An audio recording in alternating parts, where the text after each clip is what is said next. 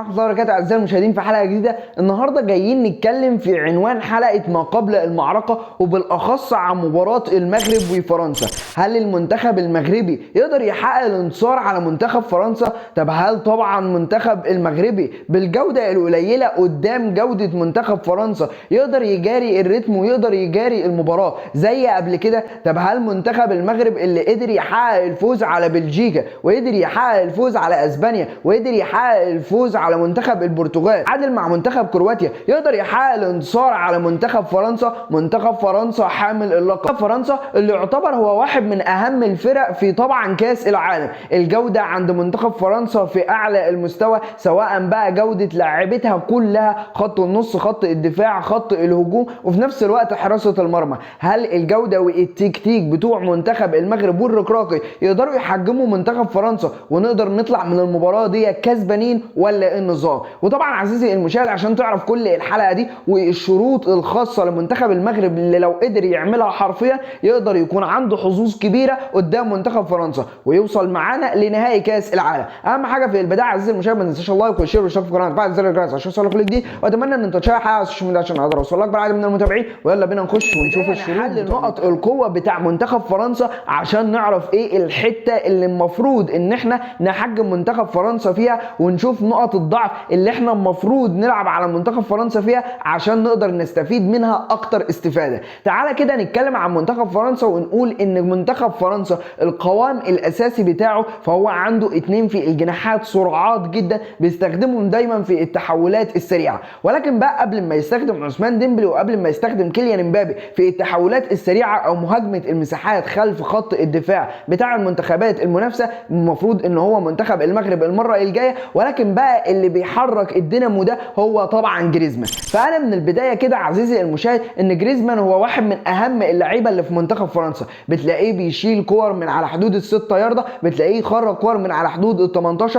بتلاقيه بيعكس الملعب دايما لعثمان ديمبلي، وبعد كده عثمان ديمبلي يدينا واحده من انطلاقاته، وبعد كده يحول الملعب لكيليان امبابي اللي اكيد جيرو مستنيه داخل المنطقه. كيليان امبابي يسدد ومنها يسجل هدف، او حتى ممكن تلاقيه بيتبادل الادوار مع جيرو وبيبدل الكره لجيرو وعادي جدا تلاقيه بيتسجل. بيعرض الكره على حدود منطقه ال 18 لرابيو او حتى تشاوميني القادمين من الخلف عشان يبداوا يستغلوا الكره افضل استغلال. عزيزي المشاهد بوجود كيليان امبابي وبوجود عثمان ديمبلي فالاهم فيهم اللي بيحرك الاثنين، والاثنين بيتحركوا عن كرات الطويله او حتى الكرات العرضيه اللي اكيد يعني هيكون من جريزمان. جريزمان هو يعتبر لاعب 8 بتاع خط فرنسا، اللاعب المحوري اللي بيقوم عليه كل حاجه حرفيا، دوت اللاعب اللي بيتحط من بدايه المباراه وبيبدا عليه يبني التشكيله والاساس اللي هيلعب بيه منتخب فرنسا. فمن هنا وجود حد مراقبه لصيقه جدا على طبعا جريزمان فاكيد هيقلل من خطوره جريزمان ذات نفسه، وبالتبعيه كمان هيقلل من عدد الكرات اللي هتوصل لكيليان امبابي او حتى طبعا عثمان ديمبلي. ولكن ما ننساش طبعا رابيو اللي فايق المباريات دي كتير جدا، اكتشاف نفسه في بطوله 2022 قدام طبعا المنتخبات اللي فاتت، كمان بقى منتخبات كبيره او منتخبات صغيره. ومنها عزيزي المشاهد لازم نتاكد تاكيد تام ان خط نص ملعب فرنسا يقدر يتحجم بالمراقبه ويقدر يتحجم في قدراته، عشان طبعا يعني احنا نكون عارفين الثلاثه دول حرفيا لو قدرنا ان احنا نحجمهم كيليان امبابي جريزمان رابيو فهنقلل خطوره كتير جدا من لاعيبه طبعا منتخب فرنسا. جيرو دايما عندنا احنا بنستخدمه في سلاح العرضيات، ومنها طبعا احنا شفنا تعامل منتخب المغرب في العرضيات قدام منتخب البرتغال اللي يعتبر واحد من اهم برضو اللعيبه اللي عندها جوده عاليه جدا ولكن ما عندهمش مدرب. ولكن بقى النقطه دي عند منتخب فرنسا، منتخب فرنسا عنده طبعا يعني زي ما احنا اتكلمنا كتير عنده ديشامبو بيقدر يتعامل في مباريات كتير، ودي بالنسبه لنقط قوه منتخب فرنسا. اما بالنسبه بقى لنقط الضعف فمنتخب فرنسا للاسف الكتير تعالى كده من اول البطوله لحد الان هو اكتر منتخب ممكن يكون اتحسب عليه ضربات جزاء، وضربات الجزاء بتاعته طبعا بتكون من اللعيبه سواء خط النص او خط الدفاع، لعيبته متهوره الى حد ما، اللعيبه اللي تعرف تحمل الكره وتفضل تقدر ان هي يعني تتحمل الضغط من لعيبه فرنسا سواء بقى من منتخب المغرب او غيره. اللاعب اللي يقدر يخش منطقه الجزاء ويقدر يستحوذ على الكره بطريقه اكتر، وطبعا يعني مش هكلمك على ابو فال وحكيم زياش، الناس اللي حرفيا بيقدروا ان هم يستحوذوا على الكره ومهاريه، ومنها ممكن نشوف ضربه جزاء لمنتخب المغرب.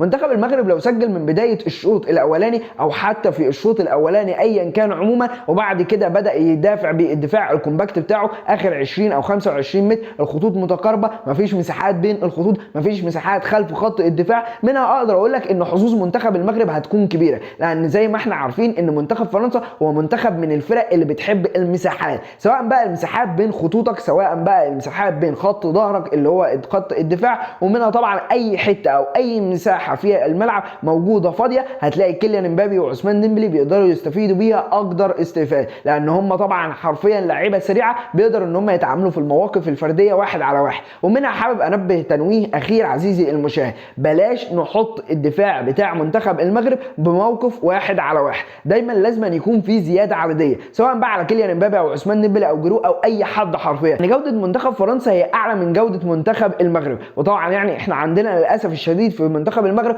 اصابات كتير، اصابات لا تعد ولا تحصى، وبالذات طبعا في خط الدفاع، فمنها طبعا هنشوف لاعيبه محليه كتير بتبدا المباراه، واتمنى يعني ان هم يكونوا في الفورمه، لان غالبا المنظومه ما بتصابش باصابه العناصر اللي موجوده. الركراكي عامل منظومه دفاعيه جباره، سواء بقى اللعيبه الاساسيه بتلعب او حتى اللعيبه من الدكه او اللعيبه من اي حته حرفيا هتلعب، فيقدروا ان هم يمثلوا المنظومه افضل امتثال. اتمنى طبعا ما يكونش فيه اخطاء فرديه من البدايه، لان اي خطا فردي من لعيبه المغرب حرفيا هيقابلوا تقدم من لعيبه فرنسا، لان احنا عارفين اللعيبه دي ما بتهزرش ومش جايه تهزر، هي حلمها على النهائي عشان يقابلوا الارجنتين، وحلمها اظن على البطوله الثالثه في تاريخ فرنسا. حاجه عزيزي المشاهد، طبعا الدعم لازم أن يكون لمنتخب المغرب ايا كانت النتيجه، لانه صنع حرفيا المستحيل بعد ما فاز على طبعا كندا، بعد ما فاز على بلجيكا، بعد ما تعادل مع منتخب كرواتيا وصعد كاول مجموعه، وبعد كده يقابل طبعا اسبانيا، وبعد كده البرتغال، وها هو الان بيقابل منتخب فرنسا.